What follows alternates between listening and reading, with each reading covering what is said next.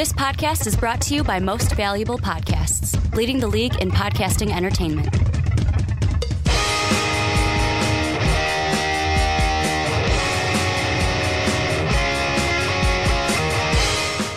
What's up, everybody? Ricky Widmer here, along with the Mark Weber. Dub them ease. And we are back for another edition of the Onside Kick right here on Most Valuable Podcasts. This is where we get to talk NFL. And Mark, today's a great week. You want to know why it's a great week? Why is it a great week? It is a great week because not only did we have a ton of free agency, your Bears got some wide receivers, my Vikings. The one thing I do want to say here at the beginning, I told you so. I sat here the first time we talked about it, and I said, don't be surprised when he signs with the Vikings. And everyone in that comment section was like, he ain't going to sign. He's just saying it because he's a Vikings fan. Well, I was right. Kirk Cousins was right. Let's deflate the ego a moment. That was popular opinion. No. When I came in here after Super Bowl week and I said, Mark, he wants to win. And everyone's like, no, he's going to take the money. And I said, no, he said he wants to win. And you were like, well, you know, if he does go to the Jets, then he is lying. You were kind of on the nice side of things. Weren't saying that definitely he was going to lie. Just wanted to say I was right, and we got our quarterback, but now we got to win a Super Bowl, or else it doesn't matter. I hope he's a bust so badly now. Do you like how in the group text you were excited? I was like, why are you excited? He's a bust. Yeah, I immediately flipped on him. I don't want the Marshall gif of damn to be my reaction after Kirk Cousins is done. But it's mock draft week here on the Onside Kick. Mark and I giving our 4.0 for our NFL mock draft. But before we get into it, got to do a little bit of housekeeping. Number one, you want to support us, check out patreon.com/most valuable podcast. Going to have Christian on next week. One of our patrons is going to be on next week for the month of March. You want to be like him, check out patreon.com/most valuable podcast. Also, you want an MVP t-shirt? That link is also down below in the description. Then finally, mostvaluablepodcast.com. That's where we put everything up for MVP each and every day. And then go on to iTunes. If you have an Apple podcast, you have iTunes, go ahead and give the Onside Kick a 5-star rating. It would mean the world to us. But Mark, we have our 1.0 or our 4.0. We're doing them in groups of 10 and then 11. We're going to start with the first 10. In this first segment, as we always do, I will start with you. All right. Take us through your 1 through 10. Well, let's do it. All right, so we're going to start with the Browns. They're going to take Saquon Barkley, the running back out of Penn State, number 1. Giants next are going to take Sam Darnold, the quarterback, USC. The Colts are going to take Bradley Chubb, defensive end out of NC State. Browns, they go up again, and this time they're going to take Josh Allen, the quarterback with a cannon out of Wyoming. The Broncos next are going to not take a quarterback. They got Minkah Fitzpatrick, defensive back, Alabama. Jets go with Roquan Smith, linebacker out of Georgia. Denzel Ward, the cornerback out of the Ohio State University, going to the Bucs. The Bears are going to get Quentin Nelson, the guard out of Notre Dame.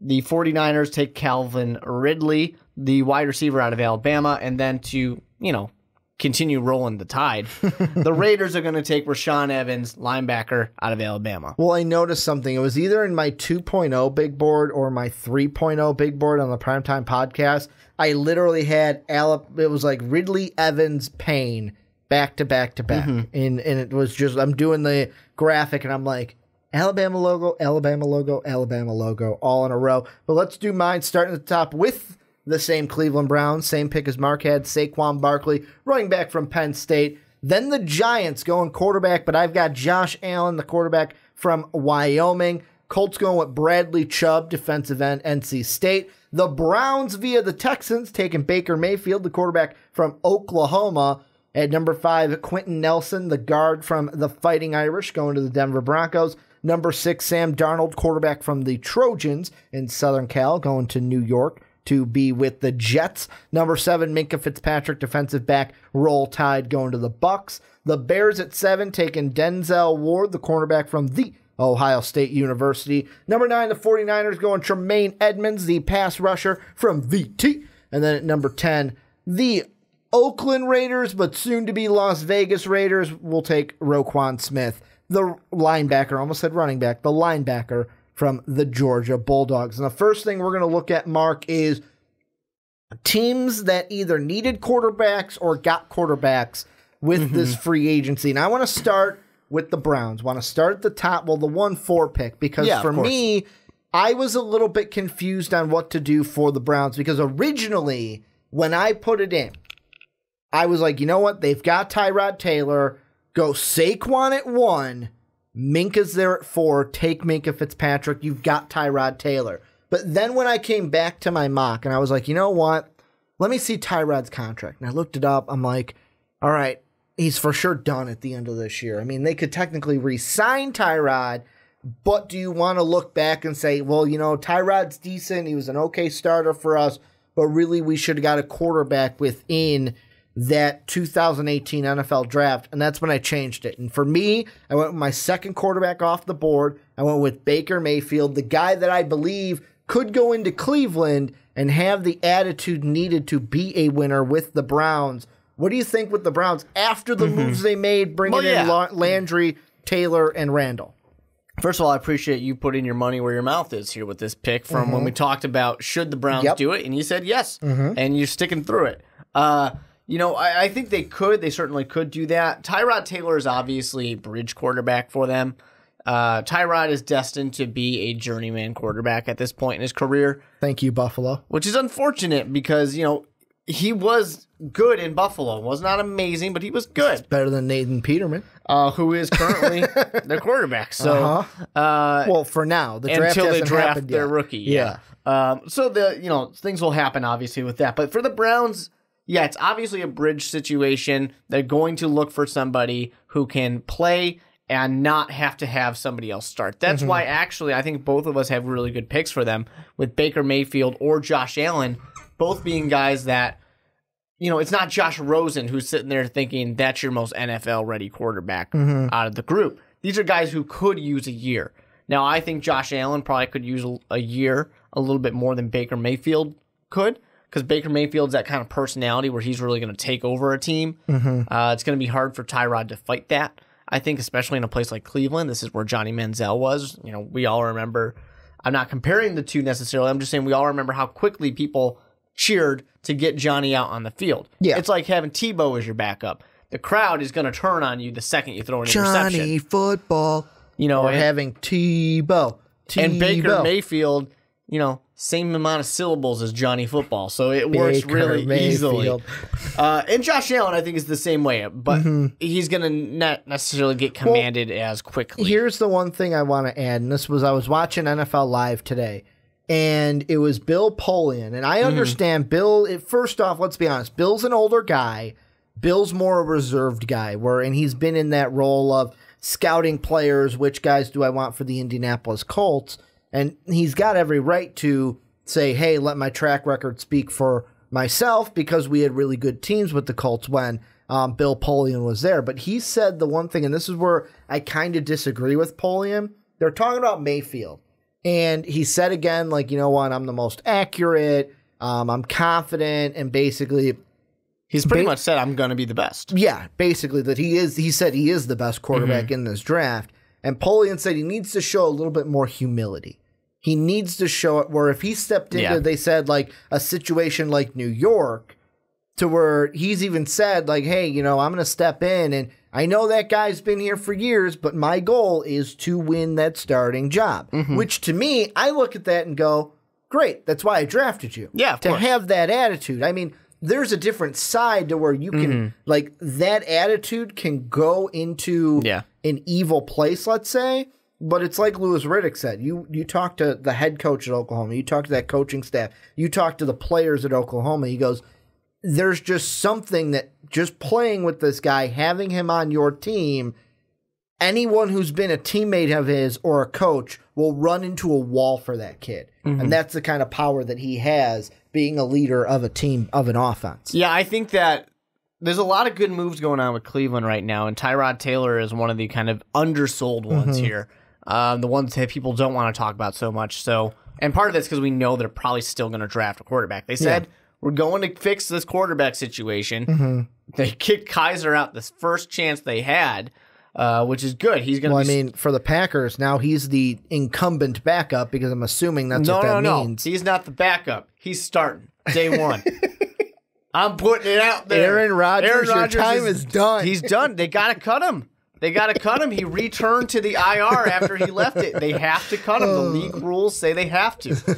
Of course, the Packers are going to follow those rules, and Goodell is going to enforce it.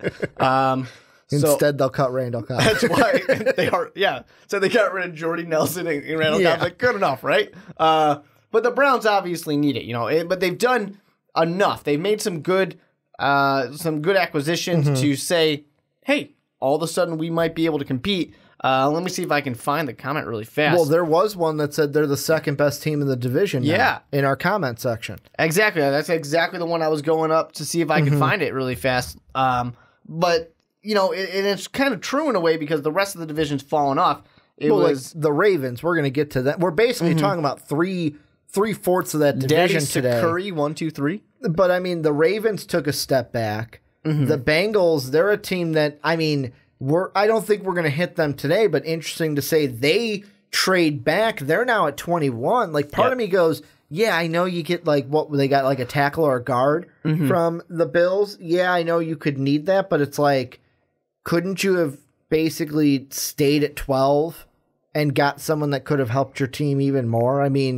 Really, to me, this division, everyone except for the Steelers have the Le'Veon situation. Yeah. The Ravens whiffed on wide receivers in free agency. The Bengals are moving back, and they weren't really a great team last year. Browns are moving up. Everyone else is moving down. They have to move up. They were 0-16 last year. Well, we hope. We hope they win. Like Dave and I said, I'm like, maybe they can win a game. He goes, no, not just game. Games with an S. Because that's how many games they're going to win this year. Would be preferred. Now, to move over to some of these other teams, the Broncos and Jets are the most interesting to me. Because both of these teams, I sit there and I say, yes, you got somebody, but similar to the Browns, your somebody is not an answer. But these two teams, I feel like they might try and force that person to be the answer. Here is the question I'm going to ask you, because he is on the, at 5, he was on the board for you. For me, he was off the board. Today at Baker Mayfield, I almost said Johnny Manziel, didn't mean to. Baker Mayfield's pro day, the Broncos had the most representatives there with 7, John Elway being one of them. Yeah. Is there a high chance, although they've got Case Keenum and it's a 2-year deal, that they draft Baker Mayfield at number 5 still? I do think it's still a very real possibility for the Broncos, or honestly for the Jets, to draft whoever is still there. For me, Baker Mayfield's still there. And the reason I say that is because Case Keenum is not an answer. I honestly don't think Case Keenum... He's a stopgap. Is any different than Trevor Siemian, who they just got rid of. I think he's a step up from Trevor Siemian. At least, why? And here's the thing with the Case Keenum argument is, to me, I want to say he's a step up. But however, the retort to that is the Vikings have a better team than Denver. Exactly what I was going to say. This is the test for Case Keenum of how good are you? Because really, it's going to answer: are you being a good quarterback now? Or did you just have a good team around you? Yeah. Are you good, or were you Trent Dilfer? That's basically what this is. Case Keenum has had his starting opportunities before, and they did not go well. No. Not until he got to a really, really good team. And Kubiak was a guy, I believe, that drafted Keenum. No, he was undrafted. Wasn't he? He was an undrafted that's right, quarterback. but signed. He was with the Texans when he signed with the Texans. Yep. So I really don't think those guys are any different. You can go ahead in the comment section and say which one you think is better, but to me, that's a pretty lateral move. Well, there's a reason we got rid of him. Exactly. Well, the Vikings got rid of him. The Vikings would have gotten rid of him in the playoff if he wasn't on that role. I think I still firmly believe they wanted Teddy to be able to come back and start one of those games. It was funny how Mike Zimmer would never commit to him. Yeah. Whenever he was asked about him, he would never firmly commit to Case Keenum. Case Keenum is a fine quarterback, but he is not anything special. The Broncos will want to get somebody. Now, like I said, though, I do feel like some of these teams, the Broncos or the Jets, who now had Teddy Bridgewater. And McCown. Yep, and McCown. I do feel like both these teams could try and force the issue and say, no, Case Keenum, that's our guy. Or Teddy Bridgewater, he's going to be back, and we're going to be able to do good things with him. I do think both these teams could try and force it, but at the same time, I'm assuming they're going to be realistic and at least entertain the idea of drafting one of these quarterbacks. Well, I did struggle to...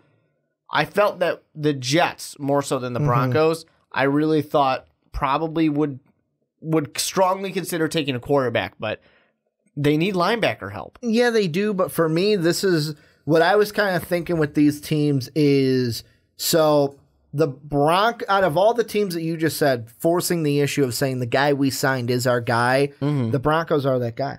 The Broncos are that team. Oh, I think so too. I mean, they still got Paxton Lynch on the roster. Well, he's not going to be on the roster much longer, let's be honest. I mean, they got rid of Trevor Siemian. I think Paxton Lynch is next. It's a failed project. Get rid of it. It is, yeah. Like, failed project, get rid of it. And I don't think the Broncos are going to waste a top 5 pick on a quarterback. They're going to double down and say, you know what, Case is our guy, and we're going to go ahead. And I looked at it, and I was like, you know what? They need a new left guard. Quentin Nelson is sitting there.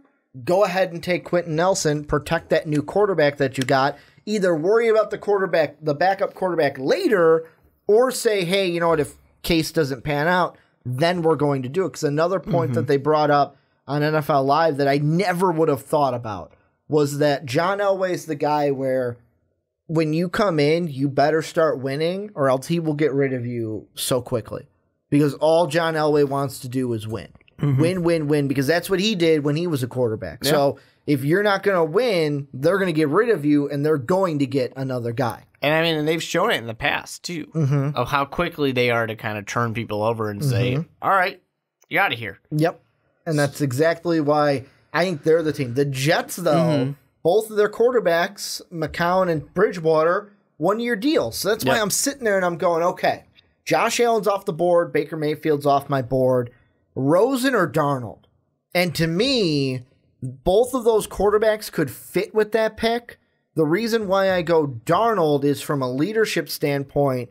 Yes, with all the negatives that we've talked about of recent, he's probably 1, if not 2, on the ranking of quarterback leadership of these quarterbacks. It's probably him or Mayfield are number 1 on that list. And I looked at Rose and I said, there are so many questions about you, about condescending being condescending while talking to wide receivers. Whenever a coach tells you something, you got to ask why. There's so much negative with Rosen's personality that I would just say, I don't even want to deal with it. I'll go Darnold, and Darnold could sit a year and then be their starter year 2. Or take over year 1. I totally understand why you have Josh Allen going to the Giants, but it's so interesting to me to see Josh Allen being your first quarterback off the board. And the thing is, the reason why I had him go to the Giants is really because of what the Browns did at number 1. The Browns go with Saquon Barkley, and the Giants, I think they're getting Jonathan Stewart, or they had him visit today. And I would look and I'd just go, fuck, man, we wanted him. And then you're sitting there going, well, our top 3 needs, quarterback, tackle, running back. Running back, we're not going to take there because Barkley already went. Offensive tackle, maybe Orlando Brown or Mike McGlinchey, but I'm not taking either of those guys way up at number 2. And I'll sit there and I'll go, hey, you know what? How many years does Eli have left? All right, 3? Josh Allen can sit for 3 years. Josh Allen could be that guy that sits Aaron Rodgers styles and have probably the most potential out of any of the quarterbacks. Like you said, had a cannon at the combine. Yards. I feel like he'd be the best choice for a sit for 3 years, sit for 2 or 3 and be okay. Not okay with that, but be able to transition that. The rest of them, you're starting them almost right away. Or trying to start them right away. Yeah, I think Josh Allen definitely needs to sit. I mean, I think any of these guys need to sit with. I think Josh Rosen's the most NFL ready quarterback. There's a reason why he goes to the team that he goes to later on. But yeah, I definitely can agree with that. What about your Bears? You said you want to talk about the Bears. Yeah, I want to talk about the Bears because they completely shut down the Bears are going to draft Calvin Ridley conversation. I kind of like it. I kind of like it. I love it. And the nice thing is, when I came to the Bears pick, I'm sitting there and it's, Denzel Ward wasn't there because the Bucs just took him. And the Bucs definitely could have taken Quentin Nelson. But to be fair, the Bucs don't need a guard. They need a tackle more so. Yeah. So it's not a perfect fit in that case. And they definitely do need some defensive back help. But it's good for the Bears because the Bears are returning with Prince Amukamara coming back. I said that very weirdly, but whatever. With him coming back, they're returning their whole defensive backfield right now. The starters, at least. They're bringing all of them Now, back. So they're my obviously question saying that is- they're at least somewhat happy with them. Is Kyle Fuller for sure coming back? Because the last thing I heard about Kyle Fuller is he got the Well, transition. they pick. at least have the ability to match. Okay. You So know. it's not for sure that he's coming back, but it's pretty heavily that It's he's pretty coming obvious back. that Okay. unless someone's going to pay him a really big amount, so the much Bears are that saying we Ryan want Pace it. goes, no way. Exactly. Okay. And you know, and I haven't heard any rumors or anything about other teams interested. So yeah, I mean, for me, this is the defensive back is a lower need all of a sudden. Wide receiver is still a need because really there's a lot of question marks still once you get past the new acquisitions. And Cameron Meredith is not, I think, a viable option to consider for that high up. You're telling me. And part of it's, you know, his injury. But you sit there and on my board, and I know he's not available on yours, but on my board, Quentin Nelson is there. You don't hesitate. I mean, that's a solid interior.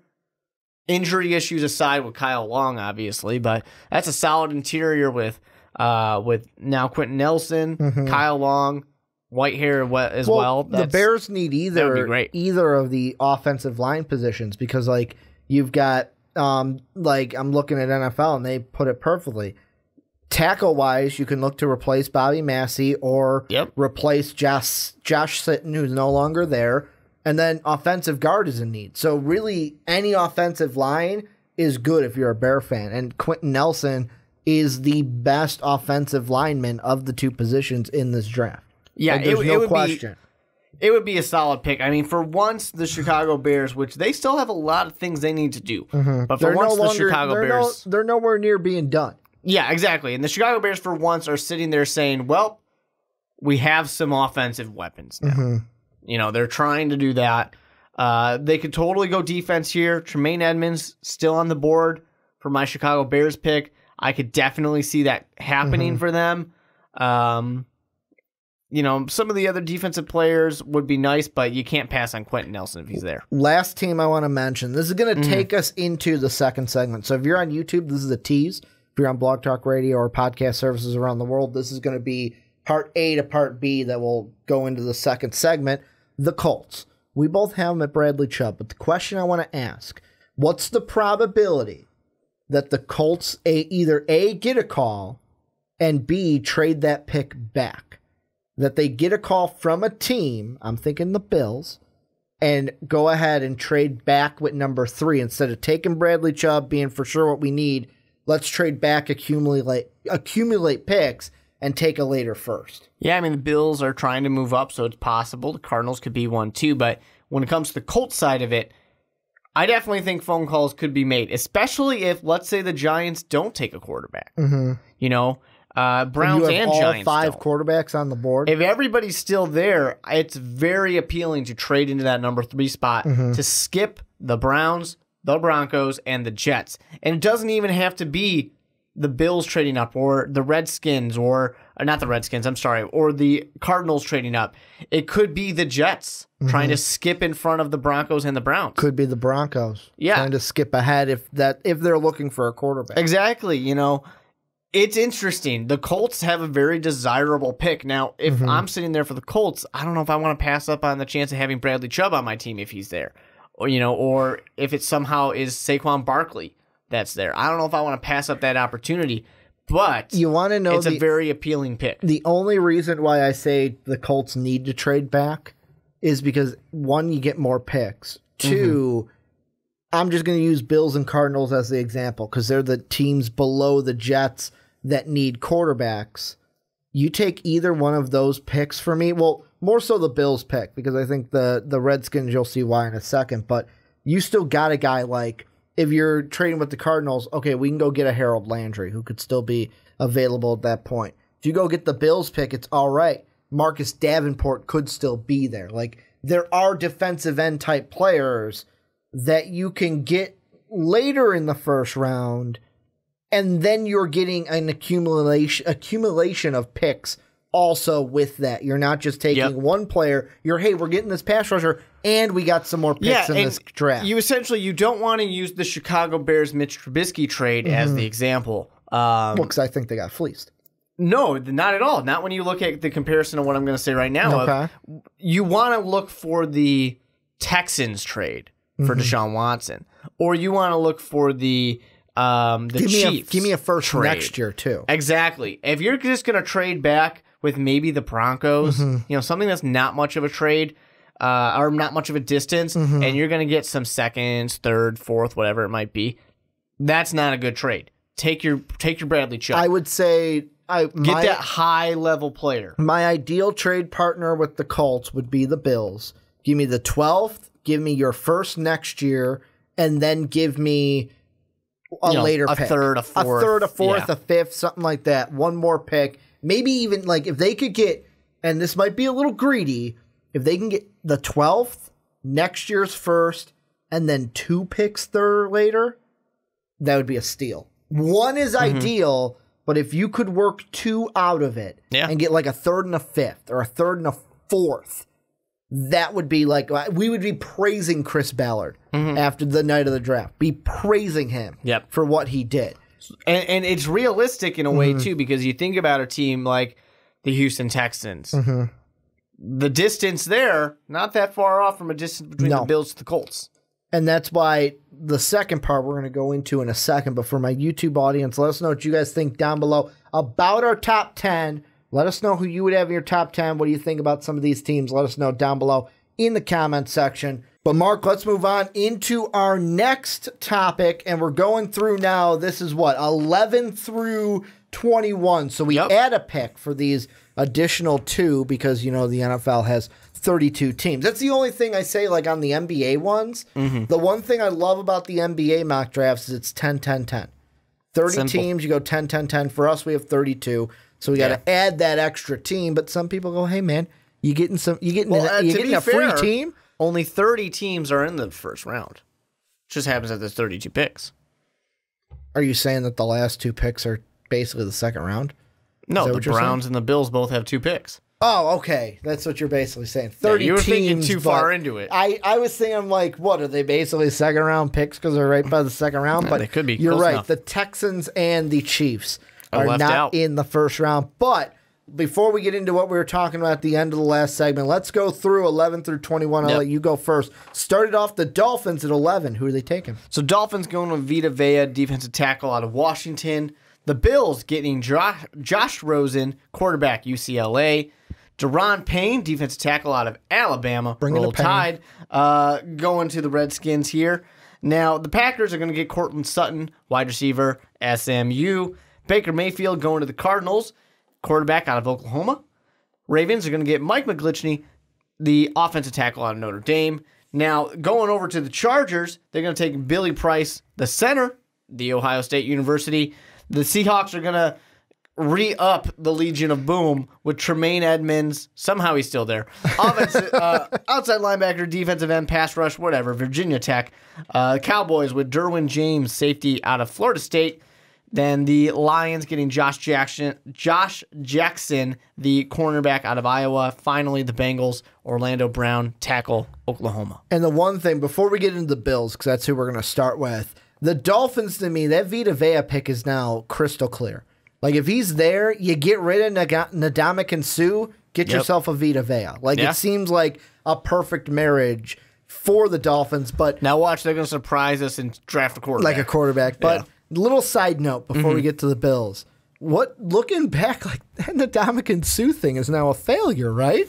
With how much money they paid him? Yeah. Because they got, if my memory's not wrong, they got him in free agency, right? They didn't get him in a trade. Huge contract. Huge contract. And now they're it's not like a, hey, goodbye, you're in with your contract. You're releasing him now. It's going to be very interesting to see what ends up happening in the rest of his career. Well, he's going to go to the Patriots. Yeah, go to the Patriots on a cheap deal. I'm thinking of like because he was so high profile. And now he's not. And now he's, we forget about him. He's that fall just of grace, man. Throw him off. It's going to be very interesting to think about what happens the rest of his career. Can he kind of get back to that kind of early career high level? It's different when you got yourself and Nick Fairley, and then you go to the Dolphins. I know they had Cameron Wake and stuff, but he didn't have that dominant guy right next to him like he did with Nick Fairley, I would say, with the Lions. But let's go to what we were really going to go into, and that is the Bills. So you got yours still. At the end of, that's right, my picks. That's what I'm going with. Thank you. I would have went right through my picks and would have just went. That's how much I want to talk about the Bills. But quickly going through my picks, number 11, the Dolphins, Vita Vea, defensive tackle out of Washington. The Buffalo Bills going Josh Rosen, the quarterback out of UCLA. The Redskins at 13 going Marcus Davenport, the defensive end out of UTSA. The Packers going Josh Jackson, cornerback from the Iowa Hawkeyes. Cardinals go Cortland Sutton, wide receiver from SMU. Ravens go Rashawn Evans, the inside linebacker from Alabama Roll Tide. The Derwin James, the safety from Florida State, going to the Chargers at 17. Seahawks go Orlando Brown, kind of up in that, hey, we're building around Russell Wilson now, getting him some protection, offensive tackle, Oklahoma. Cowboys going Calvin Ridley, wide receiver, Alabama. Lions go Harold Landry, pass rusher from BC.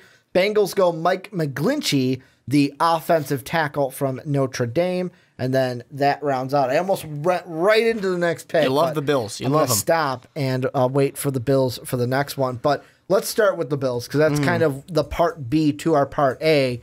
Probability that they are the team that trades up from 12 to 3. And were you, as soon as you heard that they were making a deal with the Bengals, were you like, oh, who did I hear? I think it was Peter King, I think it was, on the Dan Patrick show, said, yeah, I don't think they're done moving. Do you think the Bills are not done moving in this draft? I think they don't want to be done moving, yes. But it's all going to come down to that trade partner, and it's the hard thing, whether it's a team. Because really, I look at it and I think it almost has to be the Colts. Yeah. The Giants, I don't think it will be, but it could be them. It could be the Giants. I think for the Bills, they would probably call the Giants to say, to see if they can get them out, because then at least they have the second choice. Yeah. Because there's a very real chance the Giants are going to draft a quarterback. Now, at the same time, you might not want to tip your hand to them and tell them that you are interested, so they go, yep, we got to take a quarterback now. But, because with the Browns, the Broncos, the Jets, that trifecta right there, you got to skip ahead of it or somehow convince one of those teams to trade with you. To pass on the quarterback and go. Because that's from why there, it's number 3 at the Colts. Bucks to Dolphins, none of those teams are drafting a quarterback. The Dolphins could. I doubt they will, but it's possible. I doubt it too, but you look at the other, besides me and you look at the Todd McShays, you look at the Mel Kiper, I believe. I know Todd McShay before had Josh Rosen going there, and I was like, I kind of get it. What has Tannehill proved? And he was injured last year.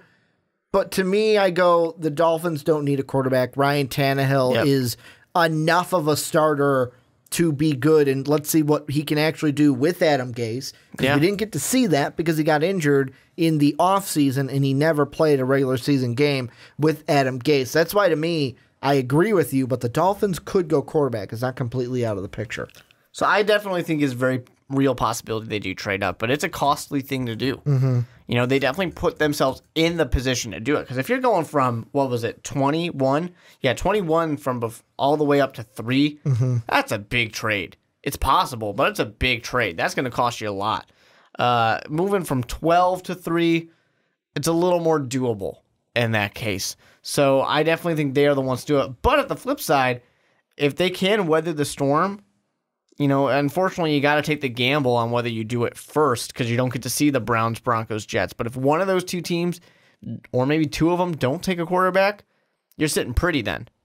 The odds of you being able to get that other quarterback, hopefully it's one you like, it's going to be pretty strong. But for the Bills, they've had so many quarterback woes that I think they have to go and get their guy. Now, if I'm the Bills, I am hoping that they go ahead and trade for the number 3 overall pick. Because even if, let's say in my draft, how I have it, let's say Josh Allen does go number 2 to the New York Giants. I am working with the Colts to get a deal done, making it so that I can go at 3 and get whatever quarterback I want. Because let's say in this situation, Josh Rosen is a good quarterback, but what if he's not the guy that the Bills want? What if the Bills want a Sam Darnold? What if they want a Baker Mayfield? They can go ahead and make that choice. But the hard thing is, they might still have to just take whoever's there. There's a very real possibility, and this is why it's such a gamble, that you trade up to number 3, and suddenly the Browns go, oh, now there's 2 teams that might take a quarterback before we get our pick. And the Giants are then going to say, all right, well, there's a little bit more pressure on us, Nothing they could do. I mean, what are they going to do in that case? Trade with the Jets or something like that? Trade with the Broncos? But anyways, so you might have a real possibility of something that only ever really happens in mock drafts of quarterback. Is it going to happen? No. So don't yell at me in the comment section. But you have an actual possibility of, if the Bills trade up, maybe a Broncos trade up, maybe a Jets trade up with the Giants to try and do it. And all of a sudden, if these happen before draft day, the Browns go, damn, well, there goes our running back quarterback plan. Although actually they might still be able to do it and just flip it in the opposite direction. In that case, take the quarterback first and then get their running back. If, let's say, the Jets trade with the Giants and the Bills trade to the Colts. Now, the thing I'm doing right now is kind of what we talked about with the Colts, but now I'm actually using the Bills because we have that kind of situation. Really, it depends on what next year's pick will be, because basically if you're the Colts, you got to think, all right, we're giving you a quarterback. It's kind of like the Browns gamble. All right, Houston, we're giving you a quarterback. What are you going to, yeah, that first round pick is us, but we don't know where it's going to be. We don't know. If Deshaun Watson didn't get hurt, that Texan pick could have been a playoff pick. It could have been a third segment pick, and we're not talking about them 2 in the top 5. But that's not the case, and we're talking about them where we are talking about them. And I'm just going with their first and their first third, which is now the 65th pick, which used to be the the Cleveland pick. It's not enough of a value to me. You would need for, if they think, okay, top 10's a little bit high, let's say if it's even a top 20 pick, yeah, you would need that pick to be at least 22, I believe, for next year for it to have the similar value. If you are the Colts, are you making a deal where you're giving up your third pick and you're getting the 12th overall, next year's first, and the 65th overall pick, which is the first pick of the third round? I'm interested in it. If I can get multiple firsts, I'm interested. And you would have to get multiple firsts, I think, for the Bills to make this move. Really, to get similar value, to get negative value, you would have to be at 26. To get positive value, you would have that first to be at 25. And let's be honest, the Bills, with whatever quarterback they draft this year, are probably not going to the playoffs. I'm sorry, Buffalo. So there's a good chance that the Colts make a deal like that and get an extra pick in the third to do whatever they want with. They can take whoever they want. And you get the 12th, like I said, pass rusher-wise, Marcus Davenport could still be there for you. And you get a pick next year. You get 2 picks in the first round. So it's basically, hey, we don't have to suck because our pick can be later, because as long as the Bills suck, we're fine. As long as the Bills are higher than 25 and above, we got good value for that trade. Yeah, I definitely think it's worthwhile on both sides, for sure. And I can see it happening, but it's really, that would be a huge shakeup for things. If that trade happened, because all of a sudden I'm wondering if the Browns don't take a quarterback number 1 overall. I'm wondering if, then the Giants probably do take Saquon Barkley instead of a quarterback in that case. That's going to change a lot of different things for them, teams like the Broncos and the Bills as well. Let's move on to the last quarterback team, I would say, of this first round. There's a possibility the Saints do it. Just spoiler alert, I don't see it. Or do I? Let me see. No, spoiler alert, I do see that. So the Cardinals, I almost had them go Lamar Jackson here. I almost did, because Sam Bradford, yeah, he's their quarterback. I know they got the Ginger Giraffe too, but are you competent in having those 2 guys and not drafting a rookie this year? I almost said, hey, you know what, go with Lamar Jackson. Even if he doesn't start this year, you have a quarterback. But then in the end, I'm like, you know what? Let's get Cortland Sutton. Let's get Fitzgerald's replacement before he's gone. Yeah, these are 2 guys that are ready for retirement, I think, and they're just making their way down to Arizona to begin with.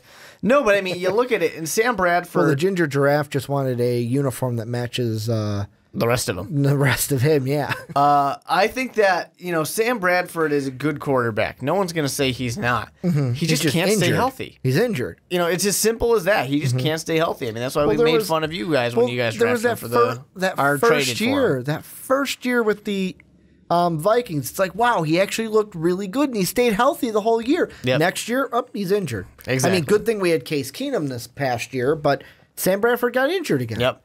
And Sam Bradford easily can do the same thing. I mean, I don't see how it's really that different from Carson Palmer. Good quarterback when he's healthy.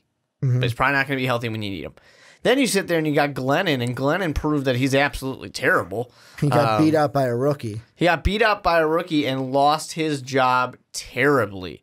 He was really, really, really, really bad. But he beat the Steelers, though. Well, I mean, yeah.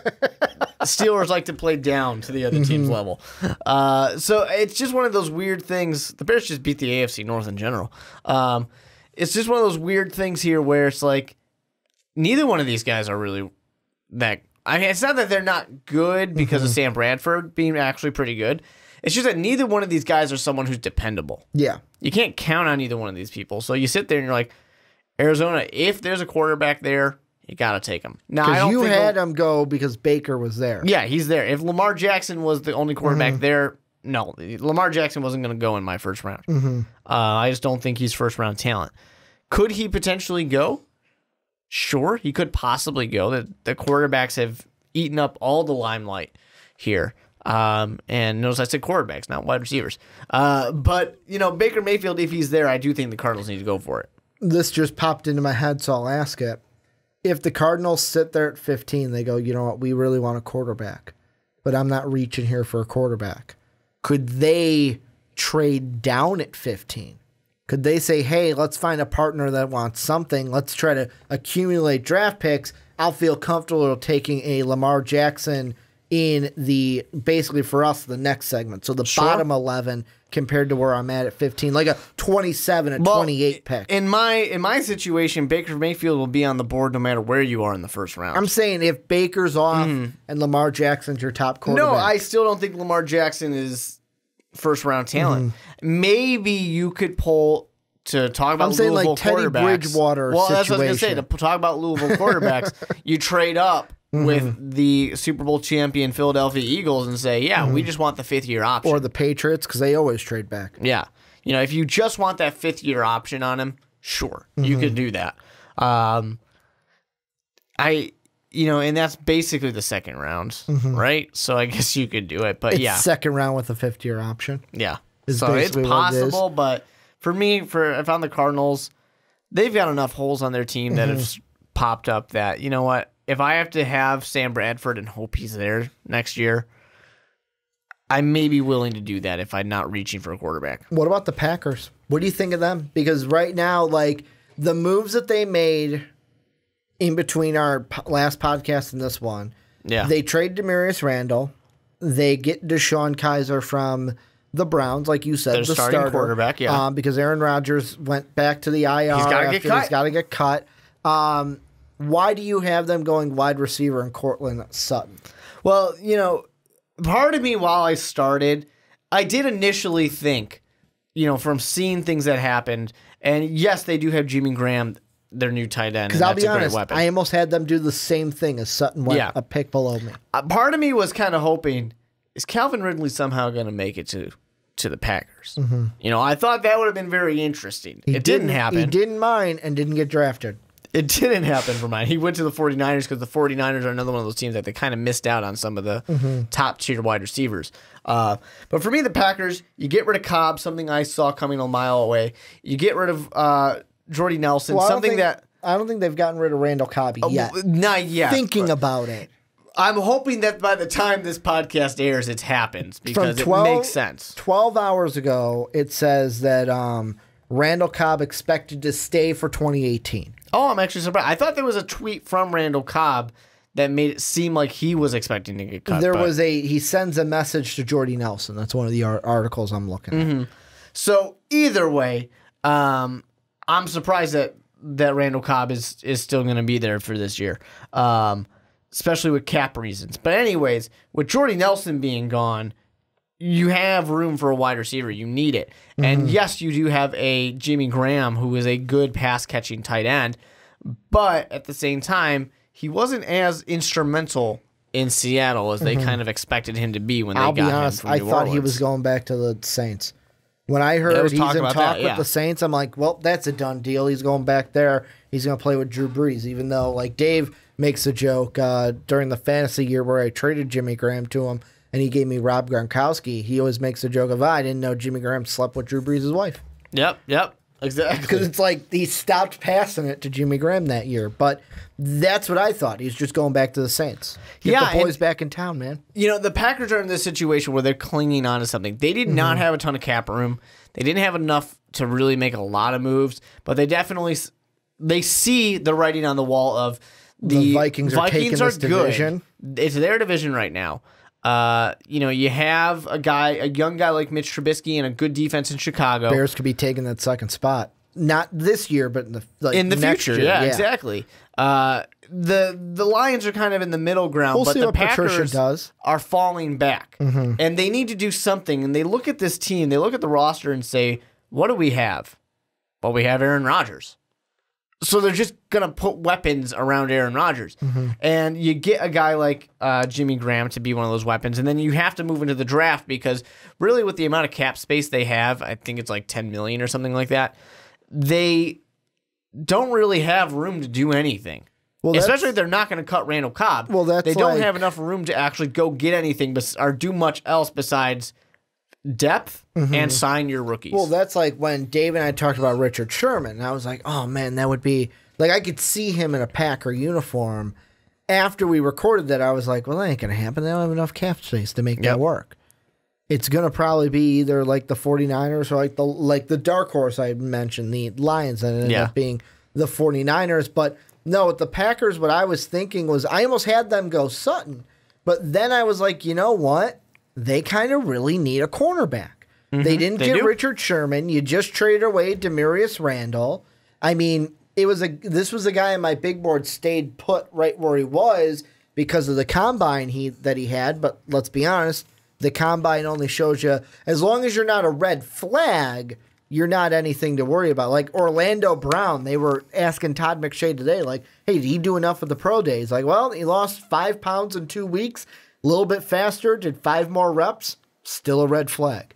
So it's like, the combine can either hurt you, can't really help you out a whole lot when you're a first-round pick. Exactly. But it helps those third, fourth-round pick guys. It could make like a Shaquem Griffin, like a DJ Chalk kind of a guy.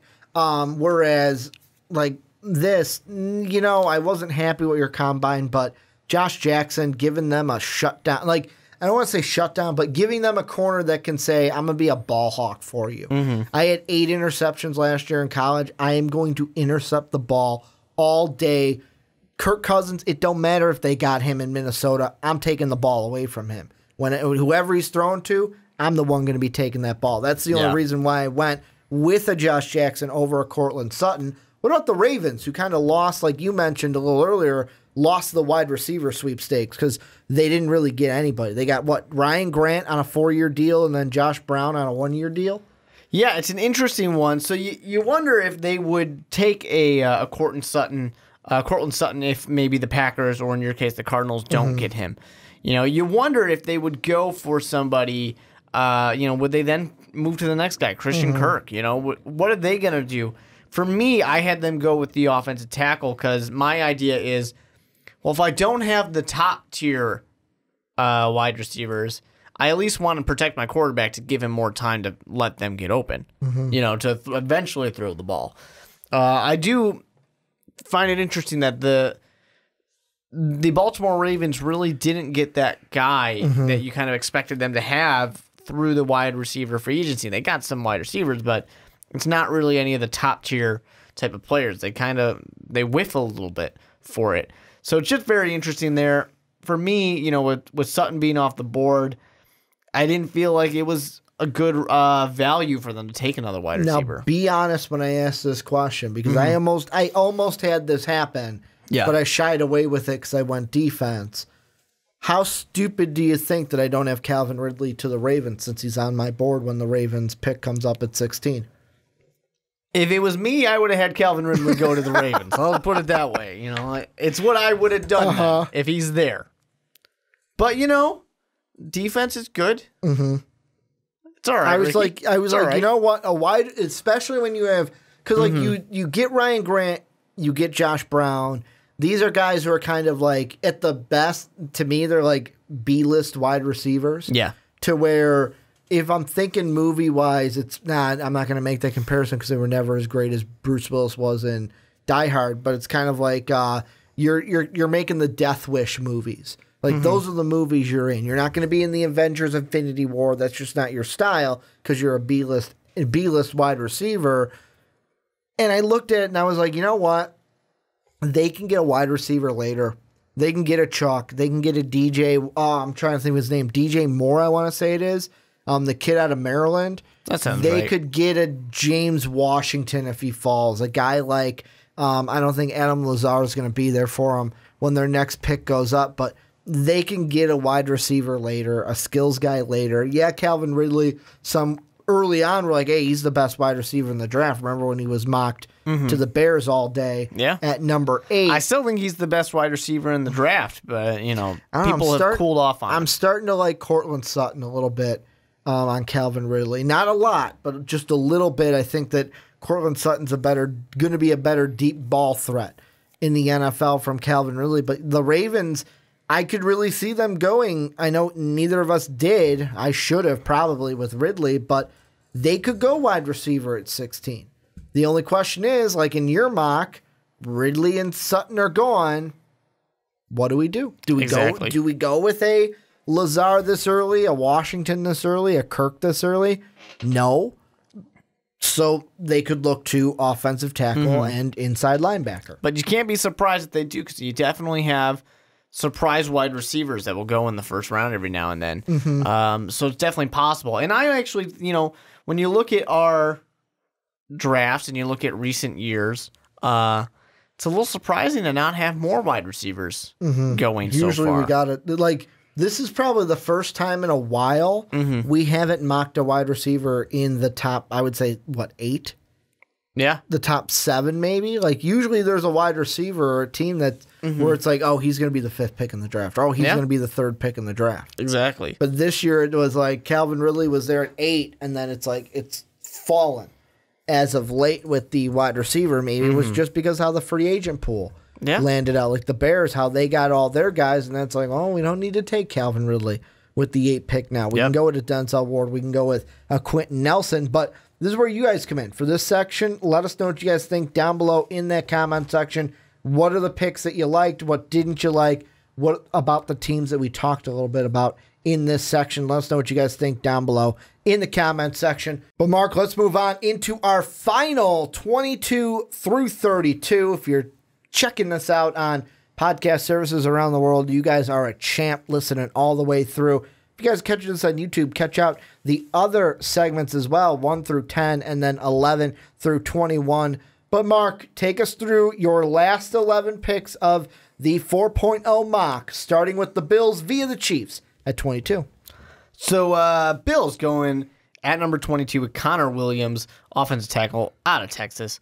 Then I'm going to have the Rams at 23 with Marcus Davenport, the defensive end out of Texas San Antonio. Ronnie Harrison, safety out of Alabama, going to the Panthers. Mo Hurst, friend of the show, defensive lineman out of Michigan, going to the Titans at 25. Falcons going to go with Isaiah Wynn, the guard out of Georgia. Now for the Saints, Wynn, you didn't expect to see him on the board. No. But look at him, he's here. I like him. Leighton Vander Esch, linebacker out of Boise State. One of the funnest names to say. Then Steelers at 28 going to Darius Juice, the running back. I like saying Juice because it's so close. I really want him to be Juice out of LSU. Jaguars, Christian Kirk, wide receiver, Texas A&M. Will Hernandez, the guard out of Texas El Paso, going to your Minnesota Vikings. Dallas, this one I actually don't know how to say. What is his last name? Dallas Goddard. It's like the Goddard School. That's it doesn't help me. The tight end out of South Dakota State to the Patriots. And Martinez Rankins, tackle Mississippi State. You know what you saying Eagles. Darius Juice reminds me of? What? That, I'm going to say, god-awful confession from OJ. Did you catch that on Fox? Because I didn't catch it either. I just caught the highlights from it. I didn't watch that, but I heard people talking about it. That's what you reminded me of, because people, I think it was, who was it? Doug Gottlieb had the best tweet after the bracket was announced and stuff. He goes, so wait, OJ just said, like, he just confessed to murder, and we're still arguing that Kentucky's a 5th seed. Like, that's where our priorities are. That's what I thought about when you said Juice, because we can't call him Juice, because then people just think of OJ who did it. I wish. Well, hypothetically, he did. If he Allegedly. was to do that, then that's what he would have. That's what I'm going to do. Whenever someone catches me doing something, well, it's like, well, did you punch him? Well, no, hypothetically, I punched him. It was a hypothetical punch. If I were to punch him, hypothetically, I assaulted. This is you. what would have happened. If I did, but Ricky, that's what you did. No, hypothetically, that's what I would have done. I still want to. still want to call him Juice. You do? Yeah. Darius Juice from LSU. It's a cool ass name. Let's go through my bottom 11. At number 22, the Bills taking Jerome, bringing the pain, defensive tackle from Alabama. Then the Rams at 23 going Billy Price, the center from The Ohio State University. Panthers at 24. I know they just traded for Torrey Smith. Don't matter. Alan Lazard, the wide receiver out of Iowa State, the Cyclones. Then at 22, Mike Hughes going to the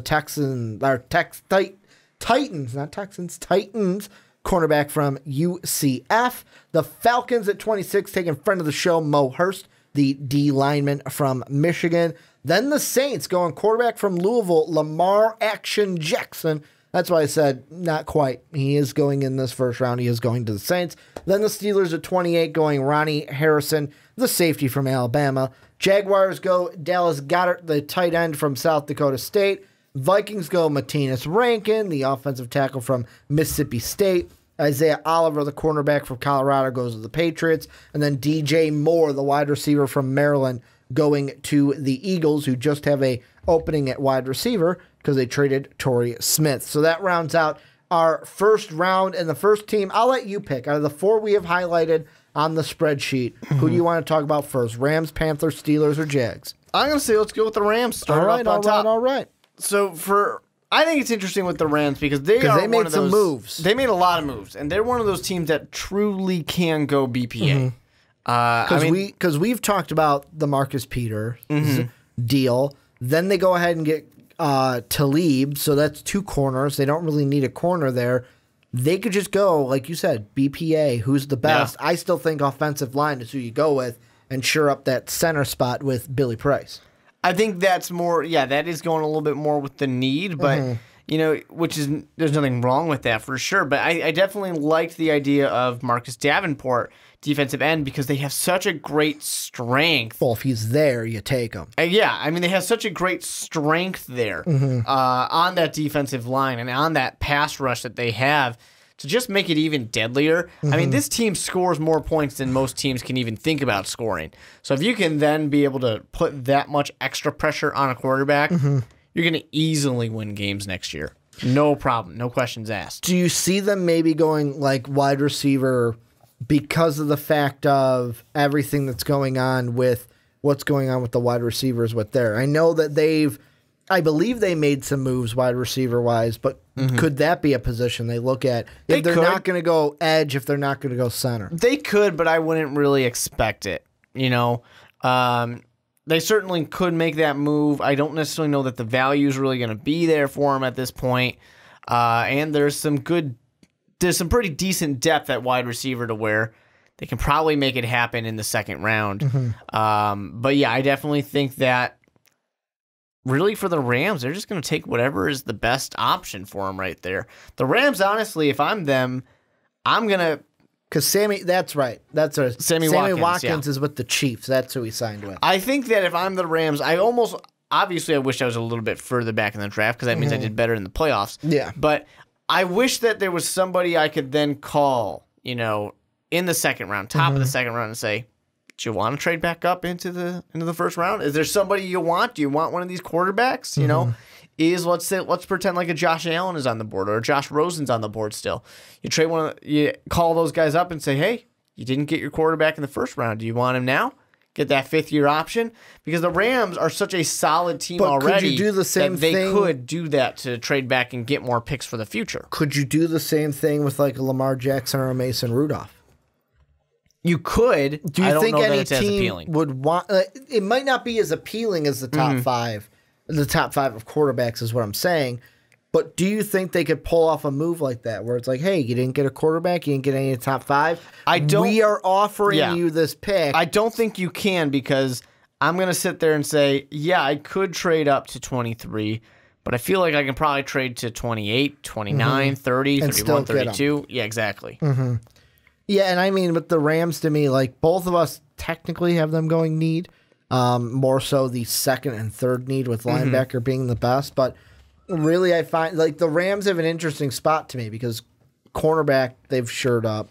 Wide receiver, they could go, because this could be the part where it's like, oh, we have the plethora of wide receivers. We need to replace one with Sammy Watkins not being there anymore. And really the only free agent they've signed right now is Roby Coleman, the cornerback that they're basically re-signing. They got him to a 3-year deal, $15.7 million per year. So they haven't signed any wide receivers. They lost a big wide receiver, I'll say, especially big for this past year. It's interesting to see where the Rams kind of go. However, going wide receiver-wise, the Panthers, they're a team forever. Hey, you know, they need a wide receiver, They go and trade with the Eagles in a trade that I was surprised at. Like, Eagles gave up Torrey Smith. So does this change the Panthers' kind of trade logic towards like, hey, I know Ricky said we take a wide receiver, but we don't need to take a wide receiver. We're going somewhere else. I think it can, and I think that also the Panthers have kind of shown in the past that they don't really care much about wide receivers. So they just trade Calvin Benjamin on a whim. Right? So I don't necessarily know. You can walk. You know, I definitely decided to have them go more of the defensive route because, you know, that is obviously defensive back. They need a little bit of help there. They've needed help since Josh Norman left. I know Josh Norman wasn't a safety, but still. They needed some help in that case. And you addressed this one need, so you can kind of move on to the next thing, and that's all right. But I wouldn't be surprised if they do, in fact. And I did debate, not Lazard, but I did debate having them go with Christian Kirk here. It could have worked, but I just kind of was thinking of, one, value, but two, it's also one of those situations where I just thought, I don't know if that's the right guy for him. I don't know if that's who they would want. Here's a question I've got for you, and it's only because of who I don't have in my first round that you do, and that's Connor Williams. Is if Connor Williams, you are speaking now in my realm. Yeah. Connor Williams is on the board. Ronnie Harrison is on the board. What are you going with more if you're the Panthers? If you had to pick one need to go with, are you going to go with an offensive lineman? Let's say Connor Williams is still there because you had Connor Williams ahead of Harrison. Do you still go with Harrison then with that 24th pick? Or do you say, you know what, Connor Williams is there, we need to protect Cam? Well, I really like Ronnie Harrison. I really do. You know, Alabama safeties are top quality for sure. But you got to put value in protecting your quarterback, especially a guy like Cam Newton who gets hit a lot. Gets hit a ton. Yeah, more than pretty much anybody else. He gets hit a lot. I mean, the man wears what's his vest? Kevlar. There we go. Can't think of it in my head. Or say it. You know, he's wearing this big old vest to protect himself because he gets hit so much. They made a big stink about how they won't throw flags for Cam. You know, they won't flag somebody for hitting the defenseless quarterback here, roughing the passer or anything like that. So you kind of have to do something to protect him. And Connor Williams, man, this is a good tackle that a lot of people are just kind of ignoring. You know, they're just kind of not putting any value into him. A flak jacket is what it's called. There you go. He wears a flak jacket in games, but not in practice. Yeah. Kevlar, I'm thinking about, hey, we're getting bullet shot at Well, us. I think that's the fun of it right there. That makes it more fun. He's wearing a Kevlar vest while he's getting hit. But no, like the Panthers, to me, I almost was like, you know what? Maybe it's because, like, yeah, we could protect Cam, or we could just give him another weapon. Like, because Torrey Smith, I'll ask you, do you think he changes the needle any for the Panthers? Like, obviously, the Eagles didn't think he contributed. Like, the way I see it is, we just won a Super Bowl. Yeah, Alshon did more than you. Bye. Yeah. That's how I saw it. I don't really think that Torrey Smith really changes that much. I mean, he changes a little bit. I mean, maybe you can win one game that you weren't going to win before, or maybe two, but I don't think he really makes that big of a difference for the Panthers here. What about moving on? The team, when I asked which ones do we need to talk about, you said, yes, we do. The Pittsburgh Steelers. You got him going Darius Geis. Juice. Do you think by that pick, you're basically saying that Le'Veon Bell is going to be on the way out with the franchise tag? I don't necessarily know if he is going to be on the way out because here's the way I look at it. I am going to take Le'Veon Bell at his word. He said he will not play for the franchise tag. So he's not playing this year. Yeah. So my thought is, all right, well, there's no deal getting done, so basically he's not playing. Nut up or shut up is basically what you're saying? And for me, if I'm the Steelers, this is me saying, well, all right, we got Geis. Yeah, you're not going to play, he will. Yeah, I've got a running back now. And I've got enough offensive weapons to where I know Geis is a little bit more power back kind of guy than what Le'Veon's going to be. But you can work with that. You can make that work in this offense because of all the passing weapons that you have and because of Big Ben's talent, who is still there. You can make this happen where I can say, all right, Geis will be able to lead us to success. If you want to come back, fantastic. We would love to have you, but you know what? We don't really need you. And the thing that's interesting is how you have Geis, because both the big board and my draft didn't have another running back in besides Saquon. It's funny that both you and Brandon, within this range, this kind of third segment for us, first segment for the big board, you guys both had Darius Geis in there. I believe with Brandon, he had him a little bit in because we only go to 25 with that. But it's interesting to me, will there be a running back that slips in here late in the first round? A Nick Chubb, a Darius Geis, I don't know about Jones from USC. Will one of them slip in here in the late first? I feel like one of these guys probably will. You have some teams that they don't really need the to Patriots. I mean, that's really the only ones in the later rounds that really need a running back. All these other teams essentially have their running back situation figured out. That's the thing that makes it difficult need-wise, but I think it's a good value right there. It's a good way to get him. On the flip side, though, you might have a team like the Browns or something that can hope that he's there for when they come back in the second round. If they don't get take Saquon. Yeah. If they go with a quarterback first instead and then take, I don't know, maybe Nick Chubb or something like that. Or hope that Quentin Nelson can play tackle. It's just one of those things where the need isn't really there. There's really only like one team, maybe the Steelers as well, if they're using my mindset of thinking that, well, Bell, all right, we'll move on.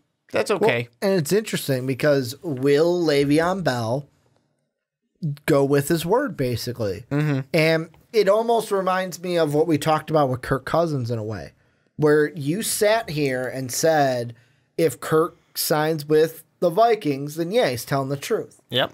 But if he signs with the Jets, then no, he's not telling the truth. It's all about the money. You said we will see. With Le'Veon, it's the same situation. We will see. Is he going to play? Is he not? Is he going to feel the pressure of like, you know what, fine, I'll play because it's the Steelers and they're usually an organization that's all about the team and not about, like, the Steelers will sell you out because it's about the team, not the individual player. It's about playing for that logo, playing for that city, being the team, not being an individual player. Kind of a little bit, a lesser degree of the Patriots are that on steroids, where it's you are a Patriot, it is all about the team on the front first, not the name on the back, kind of Yankee style when they don't have the names on the back. I feel like the Patriots would almost do the same thing, and I know Boston just had a heart attack that I compared them to a New York team, but Evil Empire. The Evil Empire. But you look at running back wise, like I was saying, the Patriots could be interesting because right now they've got James White's locked down until 2021. Gillislee's up next year. Bolden's up next year. They're losing right now. Burkhead could come back, but they're losing Dion Lewis. And actually, I think they are losing Brandon Bolden. I think they did cut him. I'm not sure about that, but they could be a team that's like, hey, you know what? We don't need a stout running back. Screw it. Let's take one of these guys, and they can just join the platoon and fill in for a Deion Lewis or a Rex Burkhead, or they can say, screw it, we'll take one later. Yeah. Like the Patriots are that tricky team for me of what are they really going to do? Trade back, take someone, not take someone? Bill Belichick just sits there. We're not making a pick. We're just not making a pick. You could, why not? We're going to forego and forfeit our draft pick. What about the last team we're going to talk about today? The Jacksonville Jaguars.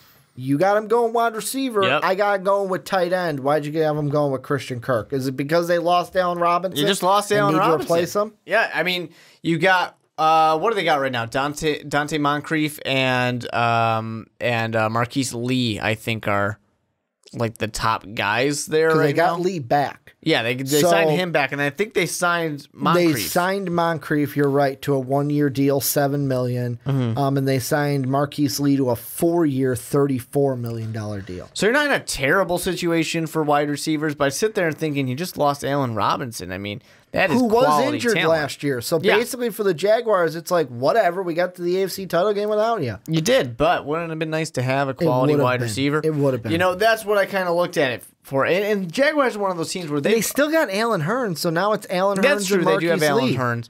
But I look at the team and I think, you know, you're a pretty stacked team. You're the team that can take that shot and say, yeah, we'll take one more wide receiver. The only reason why I didn't have them go wide receiver is what you're expecting. I expect the 1-2 punch to be Marquise Lee, Allen Hurns. Maybe Moncrief is your third guy on the depth chart, but you're expecting Jalen Strong to play a little bit better, be that guy that he was early in his career with the Houston Texans. What are you going to get out of D.D. Westbrook, who's entering his sophomore year? You're expecting him to make a progression, get up there. D.D.'s the one I really look at. Because, like, an Aurelius Ben is kind of like you've been on so many teams, just be somebody that can maybe catch the ball if your name is called. But really, the ones I look at, the 5 I look at, Lee, Hurns, Moncrief, and then Strong and D.D. Westbrook in those orders. I look at the tight end, though, and it's like, yeah, you've got Mercedes Lewis, but you could use someone at that tight end position.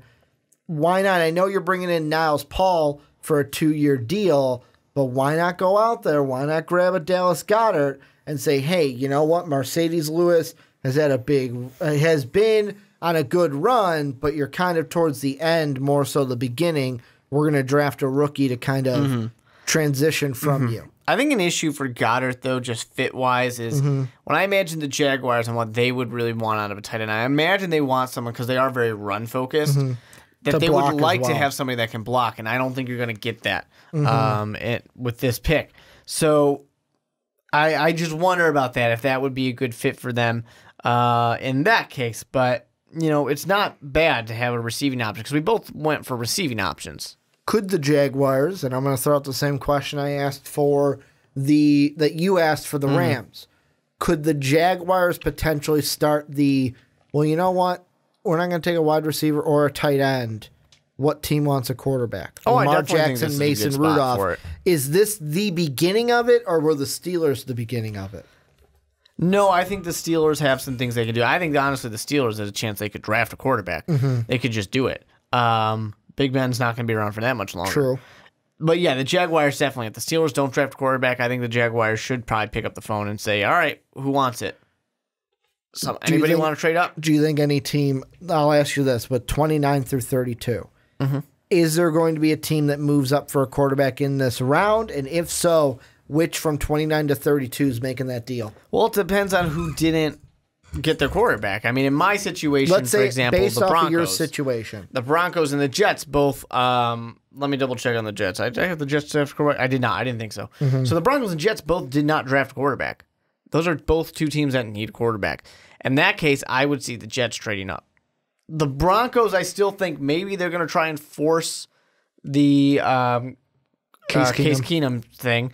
And Teddy Bridgewater, he's young. There's still potential. It's just only the injury. A 1-year deal. Exactly. You know, it's just the Which injury. is safe, because it's like, hey, show us you can play, and then we'll reward you. Yeah, for them. Although it could be dangerous in the case of, like, well, you could have gotten him really cheap if he becomes really good. When now he decides to go somewhere else after 2018. Yeah, but the problem is, for when I think of Teddy Bridgewater, and I don't want to insult your guy because I know he's your guy. I still love Teddy. But Even though it's going to be green and white. He was just an above average quarterback.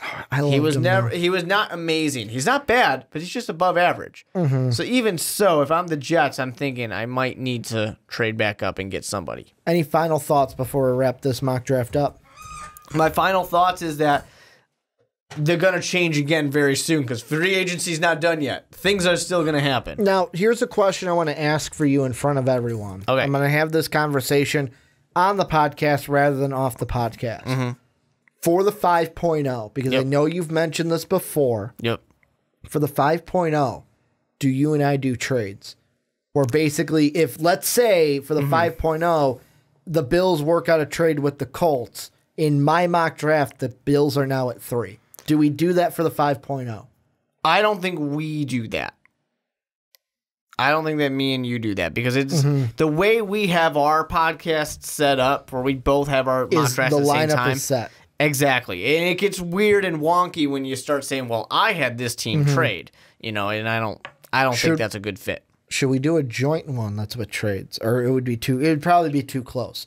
I just wanted to throw it out there because it's a thought I had for this one. I would like to do the joint one with multiple people involved where each person has 4, 5, 6 teams, whatever it might be. I think that'd be fun. If you guys would like to see that, let us know down below in the comment section. We're all for doing draft content. Yeah. Love it. So if you guys want to see an extra mock draft, let us know if you want to see a trade mock draft. This is where you guys get to tell us also what you think about anything we talked about in this segment, anything we talked about in this podcast. Housekeeping here at the end. If you liked what you saw, liked what you listened to, make sure to support us on Patreon so that we can do more cool stuff for you guys. Make sure to get an MVP t-shirt. That store is down below in the description. MostValuablePodcast.com. That's where everything goes for MVP each and every day. Last but not least, if you're on Apple Podcasts, you have iTunes, you're not listening to it, but you do, go ahead and give us a 5-star rating. It would mean the world to us. Give us a 5-star. Tell them how much you love Mark, hate Ricky, how much you love Mark, love Ricky. You can write pretty much whatever you want. Just give us that 5-star rating. That's what we really, really want. Thank you guys for watching on YouTube. Thank you guys for listening to podcast services around the world. As always, have a good day, everybody.